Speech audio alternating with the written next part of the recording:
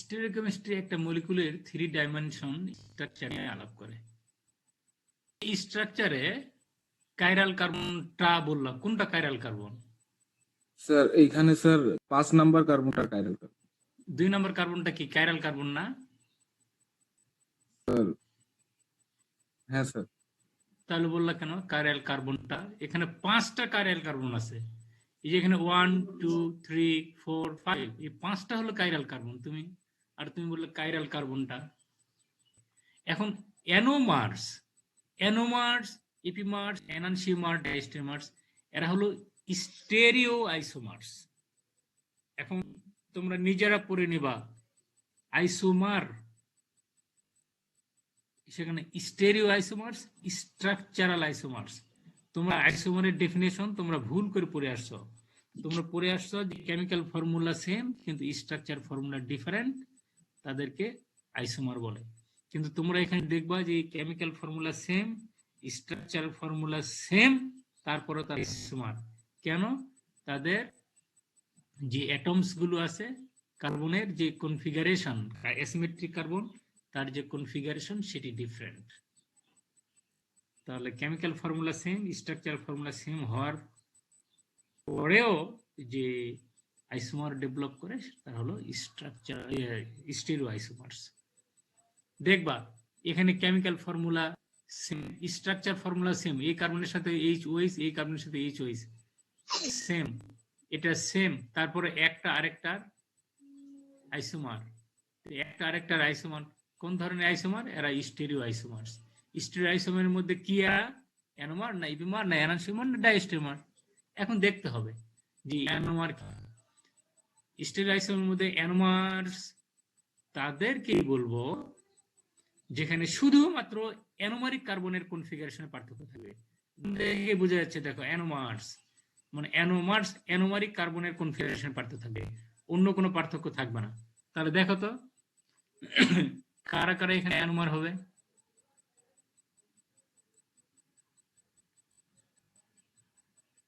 হ্যাঁ, এই দুটাই যে 2 থেকে 6 পর্যন্ত সেম, শুধুমাত্র অ্যানোমারিক কার্বনের কনফিগারেশনে পার্থক্য আছে।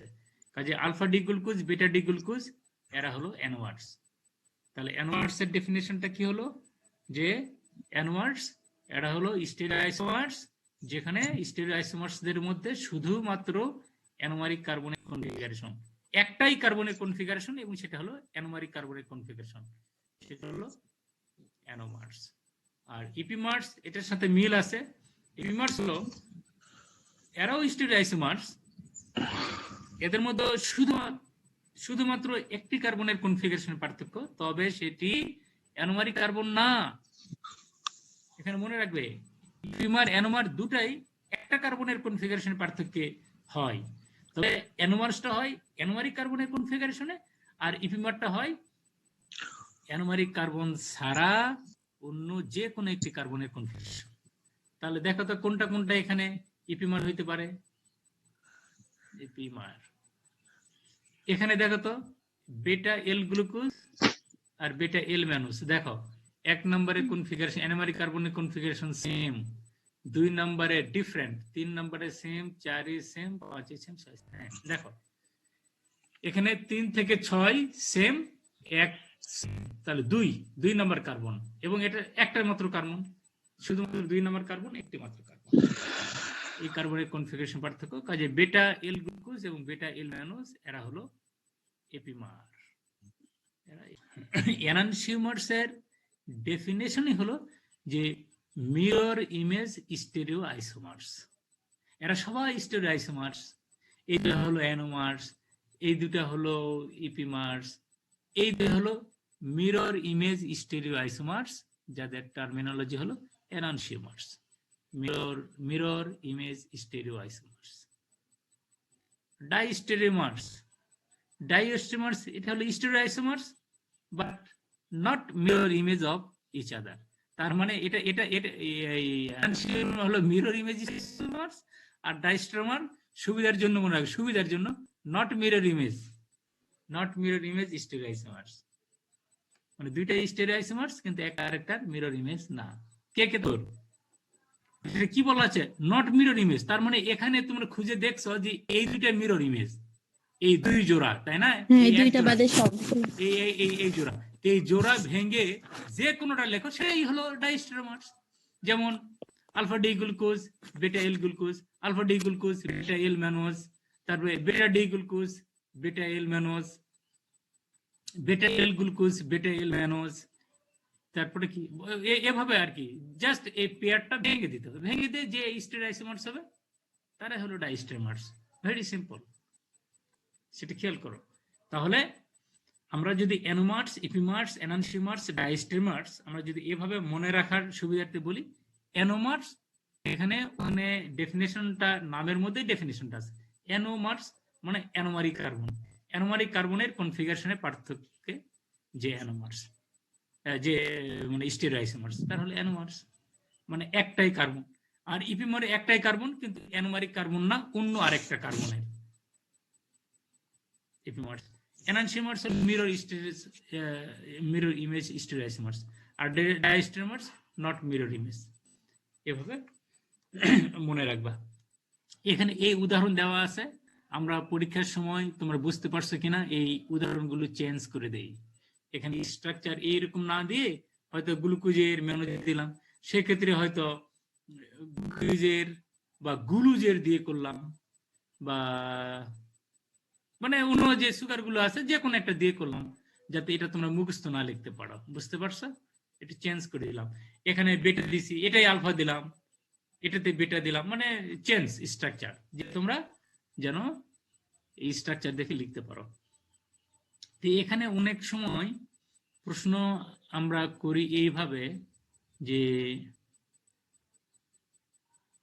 ফলোইং সুগার গুলো থেকে অ্যানোমার, ইপিমার, এনানসিমার, ডাইস্টেরমার পেয়ার নির্ণয় করো। এই সুগার গুলোর নাম এভাবে লিখে দেওয়া থাকে। এখানে এখানে যে লিখে দেওয়া থাকবে, স্ট্রাকচার থাকবে না। আলফা ডি গ্লুকোজ, বেটা ডি গ্লুকোজ, বেটা এল গ্লুকোজ, বেটা এল ম্যানোজ। তাহলে এটার উত্তর লিখতে তোমরা ভুল করো। তোমরা যেটা করো, এটার উত্তর লিখতে 3 পৃষ্ঠা 4 পৃষ্ঠা লেখো। তোমরা প্রথম ভুলটা যে এখানে প্রথম ভুল, মানে এটা খুব কম সংখ্যক ছাত্ররা করে থাকে, সেটা হলো যে স্ট্রাকচার না লিখে যে নামগুলো আছে এখানে বলে দেয়, আলফা ডি গ্লুকোজ, বেটা এল গ্লুকোজ, এনোমার, এটা এটা ইপিমার, এটা এটা এনানসিমার। ওকে, আরে স্ট্রাকচার না লিখলে এমনি বুঝলা তুমি? স্ট্রাকচার তো লিখতে হবে। স্ট্রাকচার না লিখে আনসারটা অন্ধকারে ঢিল ছোড়া।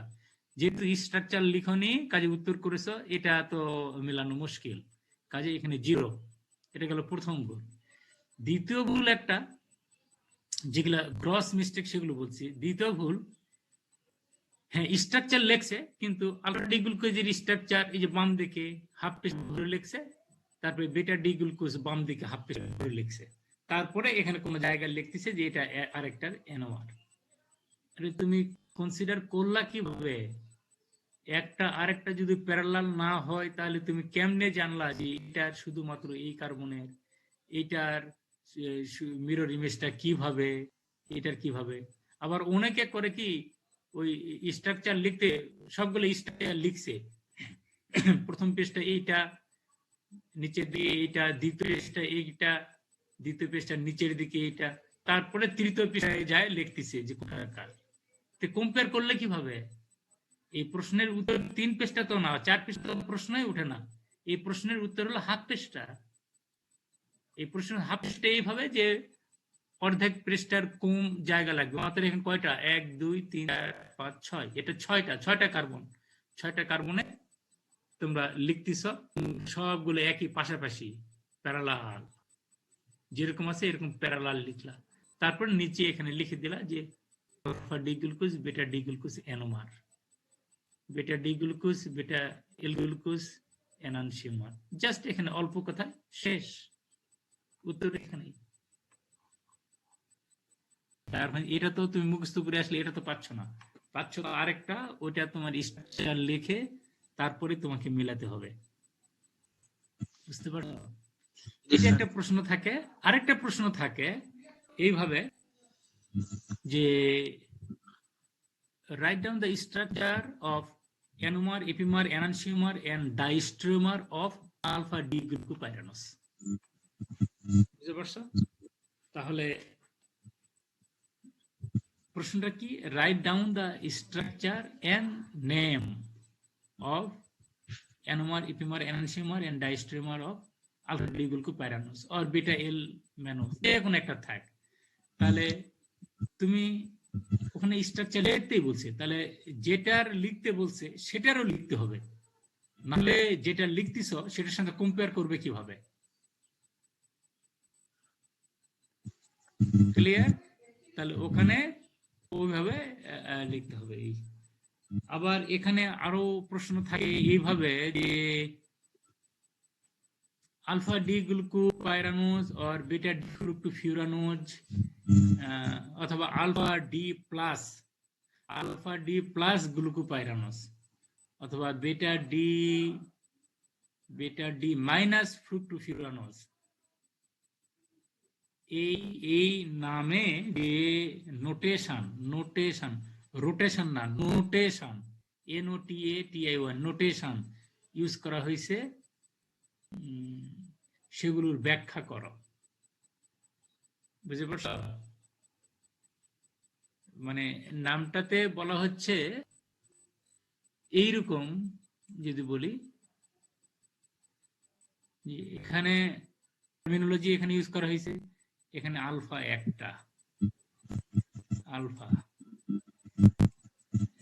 ডি প্লাস গ্লুকো, এই যে পাইরান চারটা, এটার জন্য 4 মার্কস। এই ধরনের প্রশ্ন 4 মার্কস থাকে, বুঝছো?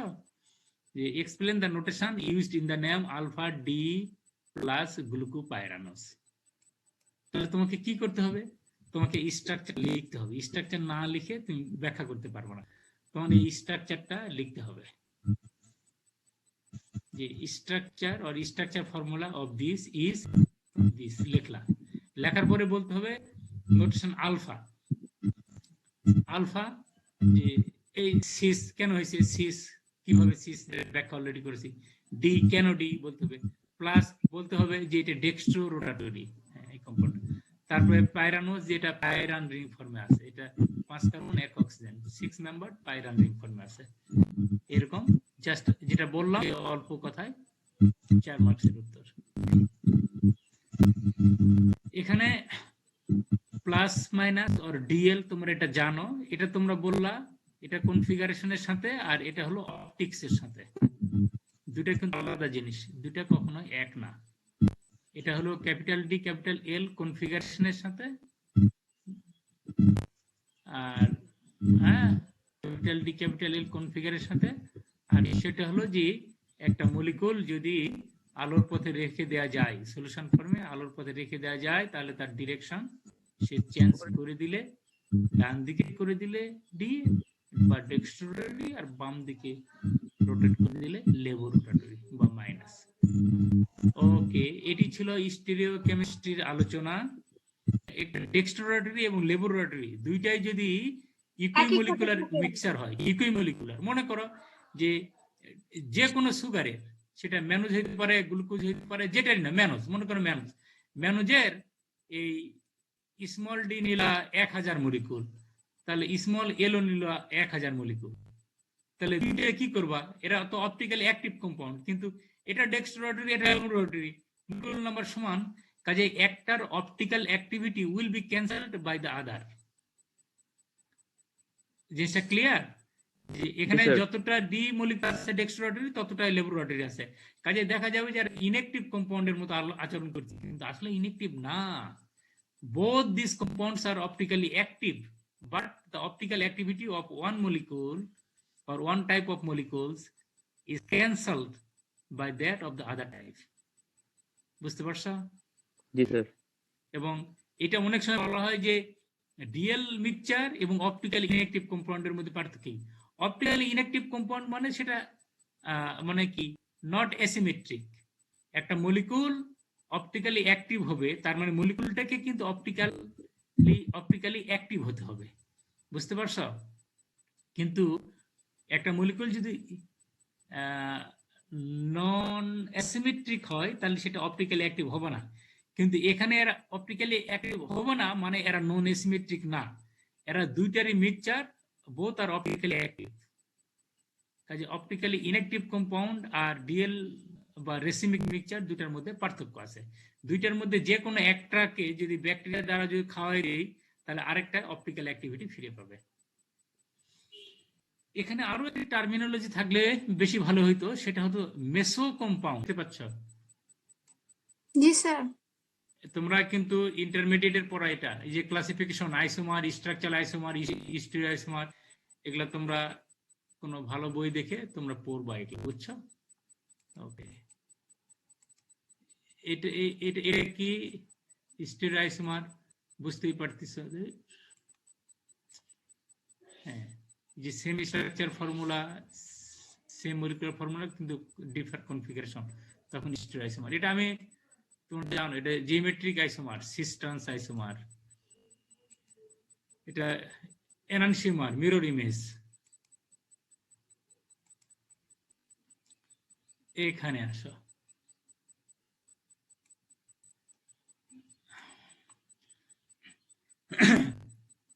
এই কম্পাউন্ডটা টার্টারিক অ্যাসিড, 4টা কার্বন, এটা অ্যাসিমেট্রিক কার্বন, এটা সিমেট্রিক কার্বন, এটাও তো অ্যাসিমেট্রিক কার্বন, এটা অ্যাসিমেট্রিক কার্বন। এটা কি অপটিক্যালি অ্যাক্টিভ বা এটা অপটিক্যালি অ্যাক্টিভ?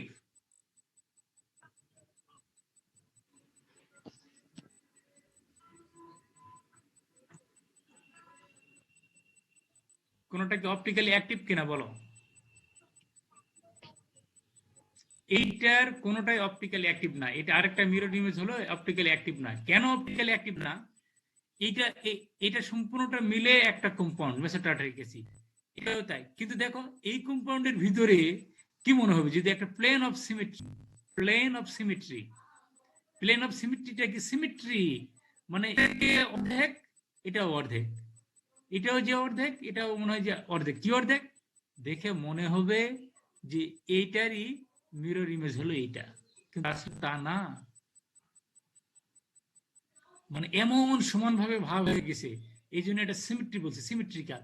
মানে একটা প্লেন, মলিকুলের ভিতরে একটা প্লেন আমরা ড্র করতে পারতেছি, যার কারণে one halves of the molecule seems to be the mirror image of another half. এই এক অংশ মনে হবে যে অন্য অংশের মিরর ইমেজ। এইরকম যদি হয় তাহলে সেটাকে আমরা বলবো মেসো কম্পাউন্ড।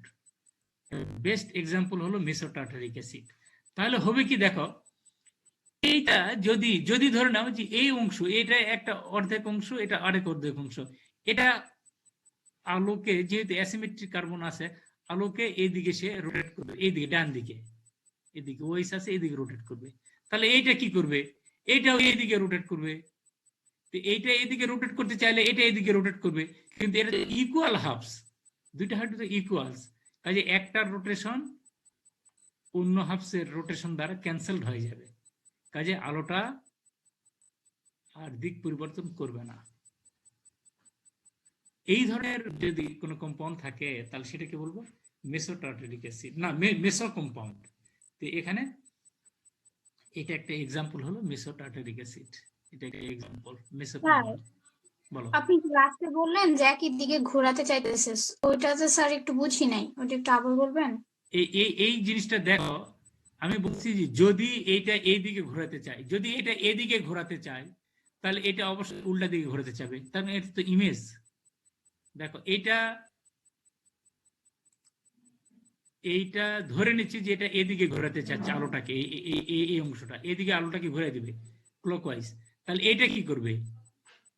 এটা এইদিকে ঘোরাবে, অ্যান্টি ক্লকওয়াইজ। এটা দুটার কি স্ট্রাকচার, এটার স্ট্রাকচার এটা কি পুরাপুরি বিপরীত না? তাহলে এটা যদি এইদিকে ঘোরাতে চায় তাহলে এটা এইদিকে ঘোরাতে যাবে, কিন্তু দুই অংশই তো ক্যান্সেল হয়ে যাবে। দুই অংশই সমান, কাজে একটা ইফেক্ট আরেকটা দ্বারা ক্যান্সেলড হয়ে যাবে। জি অথবা স্যার। যদি এটা যদি এদিকে না ঘোরাতে চায়, এটা যদি এদিকে ঘোরাতে চায়, এটা যদি এদিকে ঘোরাতে চায় স্ট্রাকচার দেখে, এটা তো এদিকে ঘোরাবে না, এটা যদি এদিকে ঘোরাতে চায় তাহলে এটা এদিকে ঘোরাতে যাবে, স্ট্রাকচার তো same but opposite and equal. দুইটা দেখো, structure same, opposite and equal, opposite and equal, কাজে একটা rotation will be cancelled by the another one। তাহলে দেখো অ্যাসিমেট্রিক কার্বন থাকা সত্ত্বেও এরা কি করতেছে, অপটিক্যালি ইনঅ্যাক্টিভ। এরা হলো মেসো কম্পাউন্ড। মেসো টার্টারিক অ্যাসিড এটা হলো একটা এক্সাম্পল, এটা হলো মেসো কম্পাউন্ড, এটা মনে রাখবা। ওকে,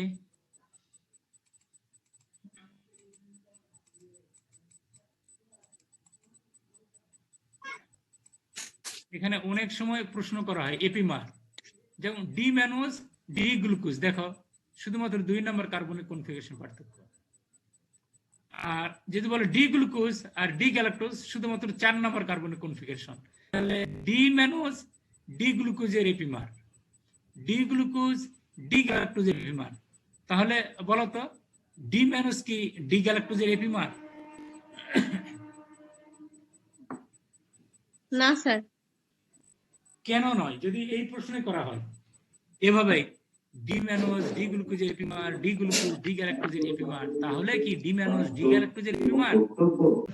স্যার এপিমারে তো হচ্ছে অ্যানোমেরিক বাদে অন্য যে কোনো একটা কার্বনের কনফিগারেশন ভিন্ন হতে হবে, কিন্তু এখানে ডি ম্যানোজ আর ডি গ্যালাক্টোজে দুইটা কার্বন ভিন্ন দুই নম্বরে ভিন্ন, 4 নম্বরে ভিন্ন। জি স্যার।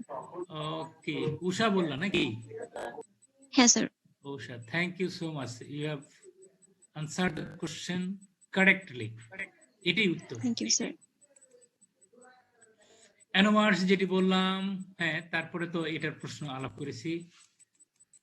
ওকে, এরকম প্রশ্ন থাকে, explain the notation used in the name।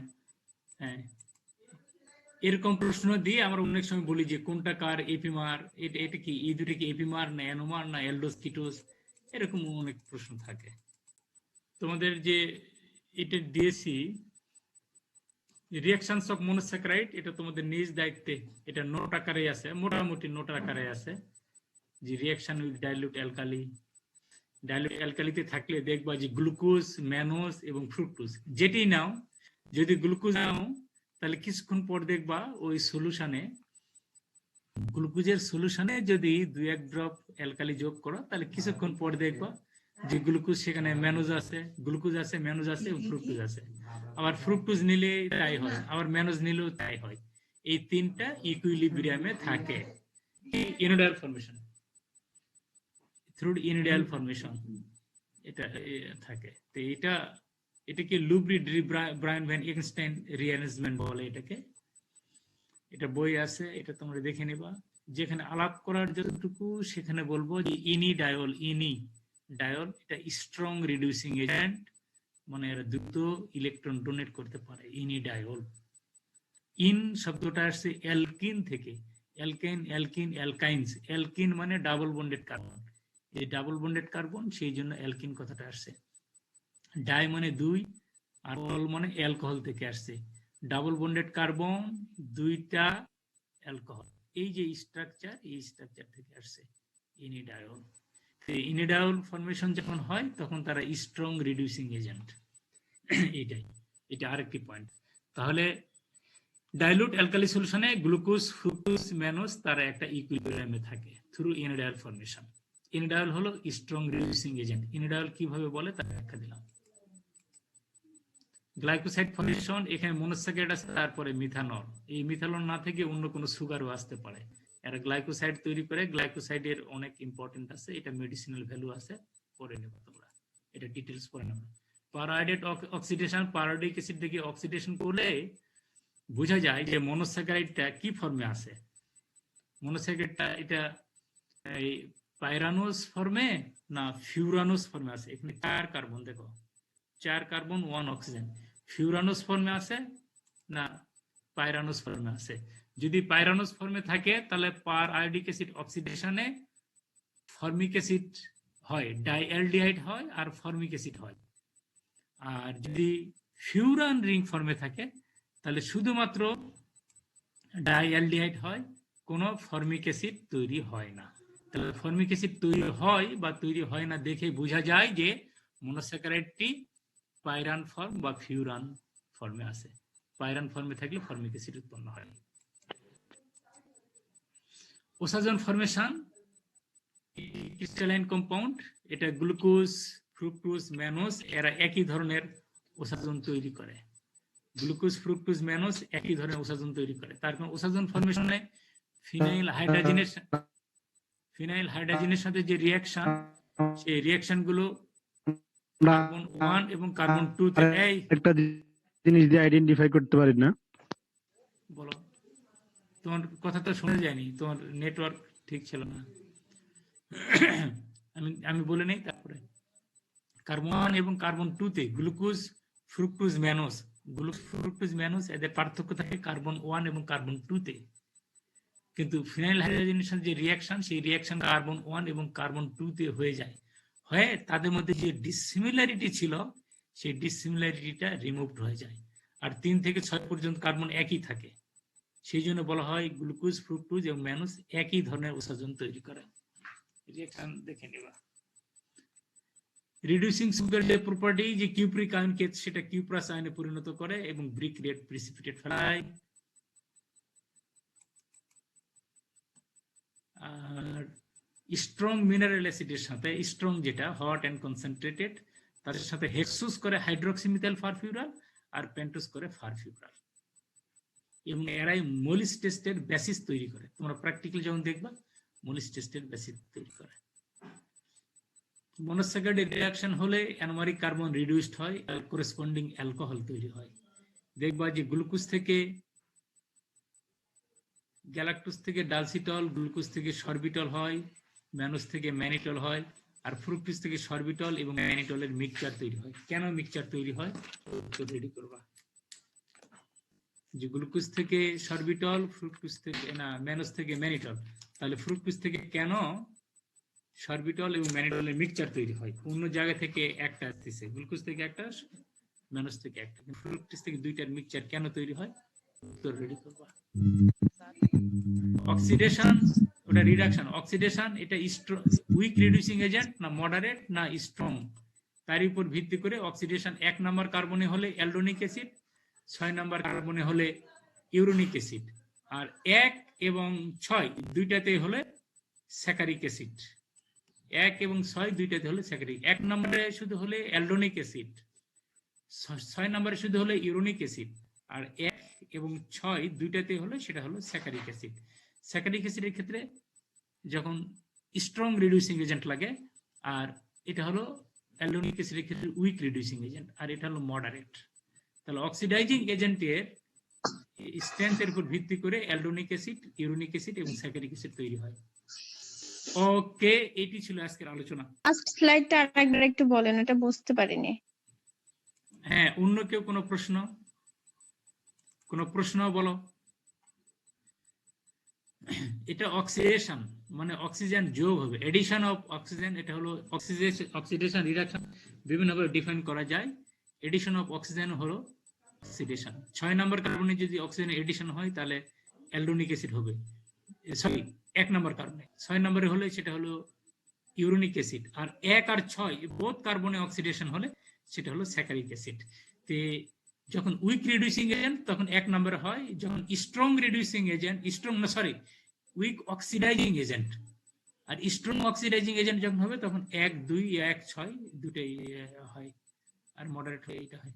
হ্যাঁ বলো, আর কার কোনো প্রশ্ন?